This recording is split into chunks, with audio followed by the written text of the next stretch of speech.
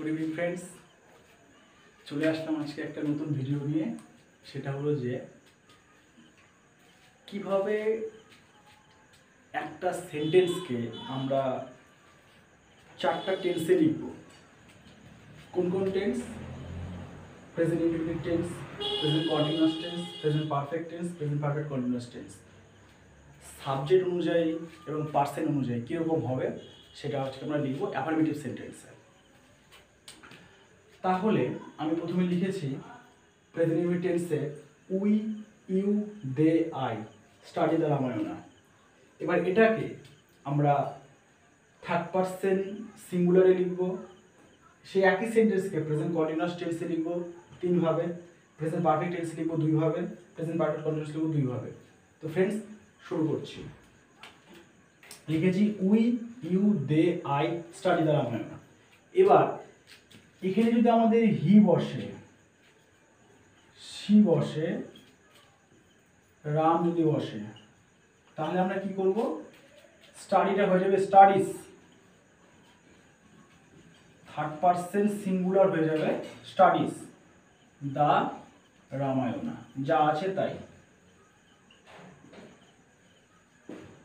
তাহলে ফ্রেন্ডস আমরা জানতে পারলাম যে যখন উই, ইউ, দে, আই বসবে তখন আমাদেরকে লিখতে হবে স্টাডি, আর যখন হি, সি, রাম কারো নাম বোঝাবে, যে কারো নাম, তখন আমাদেরকে লিখতে হবে স্টাডিজ দ্য রামায়ণ। আচ্ছা, তারপরে আমরা প্রেজেন্ট কন্টিনিউয়াস টেন্সে আসছি।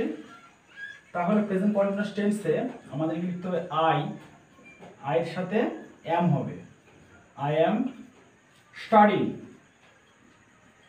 I am studying the Ramayana.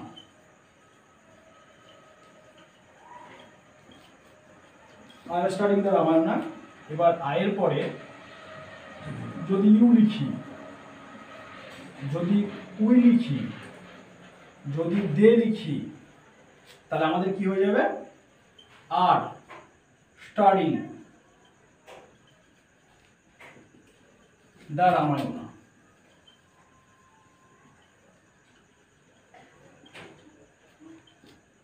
এবার এখানে যদি আমরা হি লিখি, যদি সি লিখি, কারো নাম যদি লিখি রাম, তাহলে ফ্রেন্ডস কি হয়ে যাবে? Auxiliary verb is, studying, studying the Ramayana.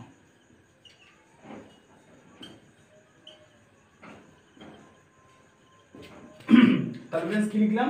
I এর সাথে am, studying the Ramayana. You, we, they এগুলোর সাথে কি লিখলাম? Are studying the Ramayana. মানে এগুলোর সাথে অক্সিলারি ভার্ব আর হবে।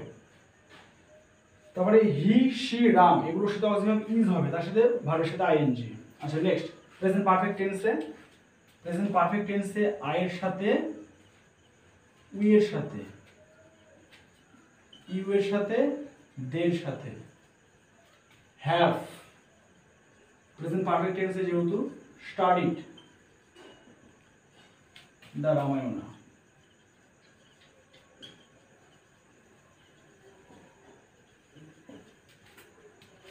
তারপরে এবার যদি আমরা থার্ড পারসন সিঙ্গুলারে লিখি হি, সি কারো নাম, তাহলে অফকোর্স হবে হ্যাজ স্টাডিড দ্য রামায়ণা।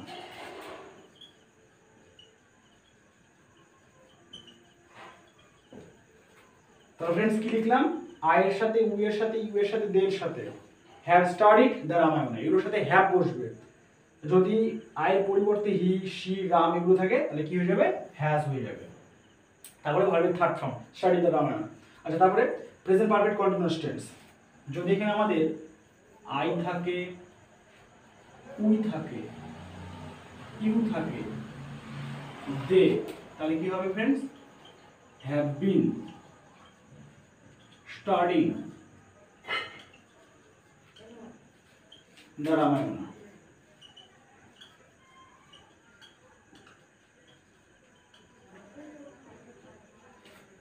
এবার এগুলোর পরিবর্তে যদি আমাদের হি বসে, সি বসে, কারো নাম বোঝায় রাম, তাহলে কি লিখবো? Has been studying the Ramayana.